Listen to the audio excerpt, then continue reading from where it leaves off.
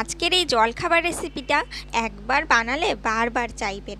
এর জন্য নিয়ে নিতে হবে কিছুটা চাল আর কিছুটা ডাল, মুগ ডাল আর চাল আগের দিন রাতে ভিজিয়ে রেখেছিলাম। এবার এটাকে পেস্ট করে নেব। তার মধ্যে একটু পেঁয়াজ দিয়ে দিয়েছি আর পেঁয়াজ দিয়ে এর মধ্যে পেস্ট করে নিচ্ছি। আপনারা চাইলে পেঁয়াজটাকে বাদও দিয়ে দিতে পারেন। এরপর পেস্ট করে রাখা চাল, ডাল, পেঁয়াজটাকে একটা বাটিতে নিয়ে এর মধ্যে লবণ, হলুদ, বেকিং সোডা আর ধনেপাতা কুচি এই সমস্ত উপকরণগুলোকে ভালোভাবে মিশিয়ে নিতে হবে। আর কি এরপর একটা কড়াইতে একটু সামান্য পরিমাণ বাটার দিয়ে এগুলোকে এইভাবে ভেজে নিতে হবে। খুব সহজে ভাজা হয়ে যাবে আর একটু স্পঞ্জি টাইপেরও হবে যদি বেকিং সোডাটা দেন।